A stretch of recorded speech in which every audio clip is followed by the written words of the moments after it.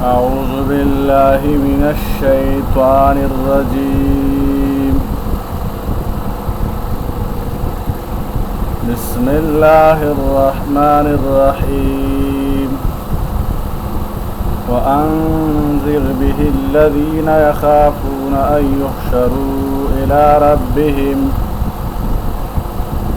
وأنذر به الذين اور آپ اس قرآن کے ذریعے ڈرائیے یخافون ان یحشروا الی ربہم ان لوگوں کو جو ڈرتے ہیں کہ وہ اپنے رب کے سامنے جمع کیے جائیں گے. لیس لہم من دونہ ولی اس کے سوا نہ تو ان کا کوئی کارساز ہوگا ولا شفیع اور نہ سفارش کرنے والا لعلہم یتقون تاکہ وہ ڈرے.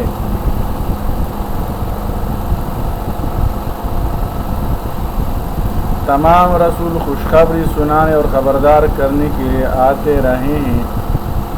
اس آیت میں بتایا جا رہا ہے کہ فریضہ ایمان سب رسالت قرآن حکیم کے ذریعے سر انجام دیا جائے. اس آیت میں نبی کریم صلی اللہ علیہ وسلم کو یہ ہدایت دی گئی ہے کہ ان واضح آیات کے بعد بھی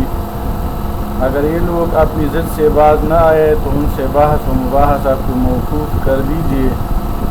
اور اصلی فریضہ رسالت تبلیغ دین اس میں مشغول ہو جائیے اور اسی دعوت کا رخ ان لوگوں کی طرف پھیر دیجیے جو قیامت میں اللہ کے سامنے پیشی اور حساب کتاب کا عقیدہ رکھتے ہیں جیسے مسلمان یا وہ جو کم از کم اس کے منکر نہیں. بطور احتمال کے ہی صحیح کم از کم ان کو خطرہ تو ہے کہ شاید ہمارے اعمال کا ہم سے حساب لیا جائے. خلاصہ یہ ہے کہ قیامت کے متعلق 3 طرح کے آدمی ہیں. ایک وہ جو یقینی طور اس کے معتقد ہیں، دوسرے وہ جو متردد ہیں، تیسرے وہ جو بالکل منکر ہے. اور دین کی تبلیغ کا حکم انبیاء کرام کو اگرچہ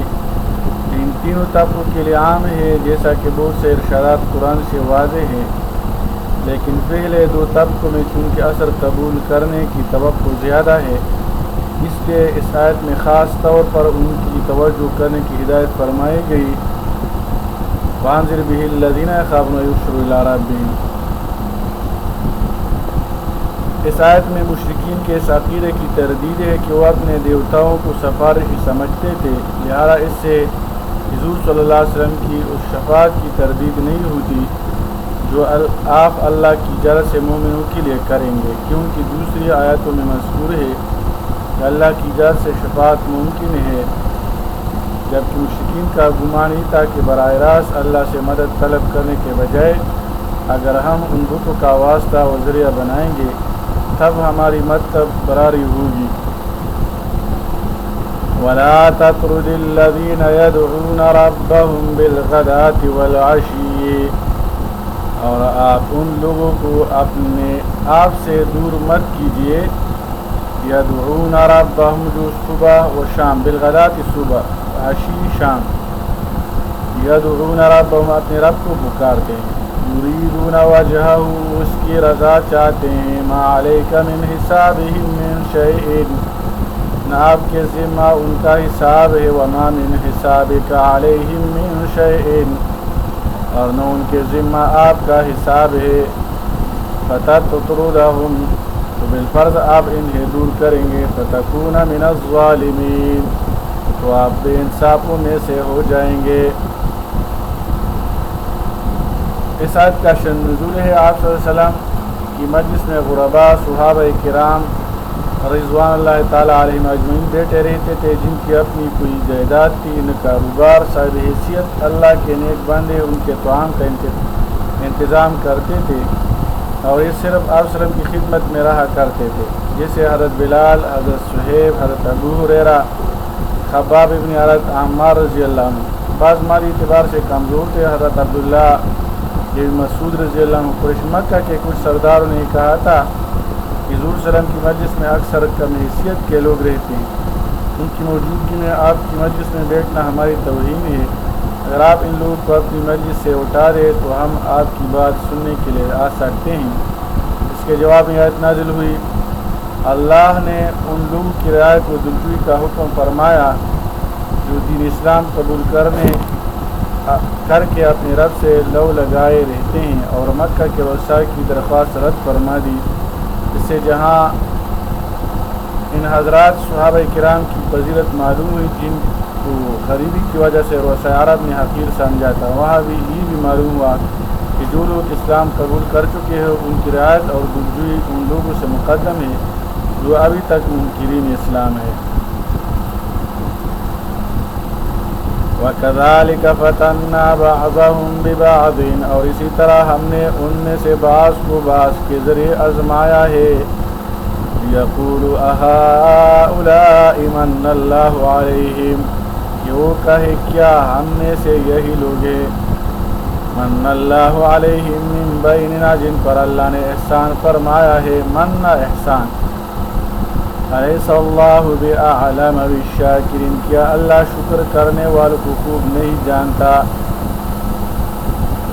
غنا اور فقر انسان کی آزمائش کے لیے ہے، اللہ نے بعض کو بعض کے ذریعے آزمائش میں ڈالا ہے، جو غنی ہے وہ فقیر کو حقیر سمجھتے ہیں، نیز یہ بھی آزمائش ہے کہ نادار مسلمان کفار کی باتوں پر کس حد تک صبر کرتے ہیں۔ اس آیت میں غریب اہل ایمان کا مذاق اڑانے والے کفار مشرکین کا ذکر کر کے یہ بتایا گیا ہے کہ یہ ایک آزمائش ہے، جن لوگوں کو کسی طرح کی برتری حاصل ہے وہ نعمت عطا کرنے والے کا شکر ادا کرنے کے بجائے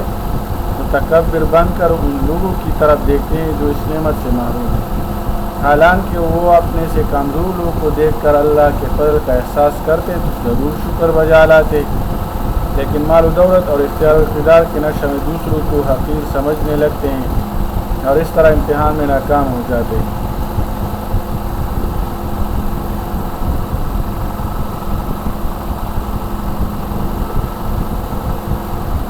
وَكَذَلِكَ وَإِذَا جَاءَكَ الَّذِينَ يُؤْمِنُونَ بِآيَاتِنَا، اور جب آپ کے پاس وہ لوگ آئے جو ہماری آیات پر ایمان رکھتے ہیں، فَقُلْ سَلَامٌ عَلَيْكُمْ، تو آپ ان سے فرما دیجئے تم پر سلام ہو، كَتَبَ رَبُّكُمْ عَلَى نَفْسِهِ الرَّحْمَةَ، تمہارے رب نے اپنی ذات کے ذمہ کرم پر رحمت لازم فرما لی ہے، أَنَّهُ مَنْ عَمِلَ مِنْكُمْ سُوءًا، کہ تم میں سے جو شخص نادانی سے کوئی برائی کر بیٹھے، بجہالت نادانی سے، ثم تاب من بعده، پھر اس کے بعد توبہ کر لے، وَأَصْلَحَ، اور اپنی اصلاح کر لے، فَأَنَّهُ غَفُورٌ رَحِيمٌ، وہ بڑا ہی بخشنے والا نہایت رحم فرمانے والا ہے۔ اہل ایمان کی دلجوئی کے لیے نبی کریم صلی اللہ علیہ وسلم کی طرف سے سلامتی دعائیں اور رحمت کی بشارت کا ذکر ہے کہ لاعلمی میں گناہ ہو جانے پر توبہ اصلاح احوال کرنے پر کامیابی کی بشارت ہے۔ نیز اللہ کی شان رحمت اور غفاری کا بیان ہے کہ وہ گناہوں کو بخش دینے اور انتہائی رحم فرمانے والا ہے۔ اس آیت کا شنود حضرت انس بن مالک رضی اللہ عنہ نے فرمایا کہ یہ آیت ان لوگوں کے متعلق نازل ہوئی جو رسول اللہ صلی اللہ علیہ وسلم کی خدمت میں حاضر ہوئے اور عرض کیا کہ اسلام لانے سے پہلے ہم سے بڑے بڑے گناہ سرزد ہو گئے ہیں۔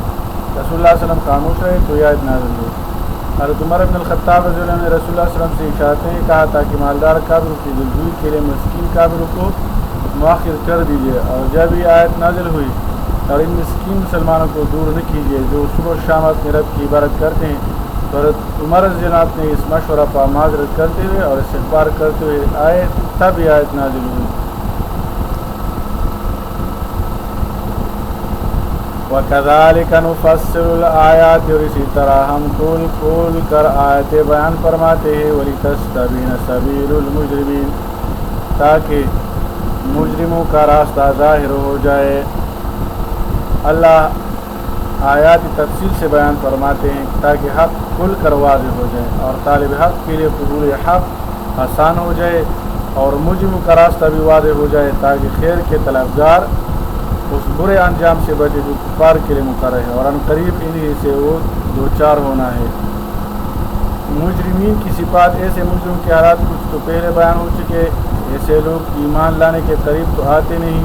مگر مطالبات اور اعتراضات کیے جاتے ہیں، مثلا ہمیں فلاں معجزہ لا کر دکھا دو یا فلاں بات کر پتہ بتا دو تو تب ہم ایمان لائیں گے، اور کبھی مطالبہ کرتے ہیں کہ اگر حقیر قسم کے لوگ آپ اپنی مجلس سے نکالیں تو تب ہی ہم آپ کی مجلس میں آ سکتے ہیں۔ کچھ بری صفات کو ان موضوع کی سابق آیات میں ذکر ہے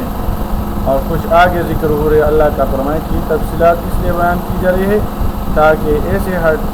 درم لوگ کی بری صفات کھول کر سامنے آ جائے۔ اللہ تعالیٰ عمل کرنے کی توفیق عطا فرمائے۔ صلی اللہ تعالیٰ علیہ وسلم محمد و آلہ و اصحابہ اجمعین۔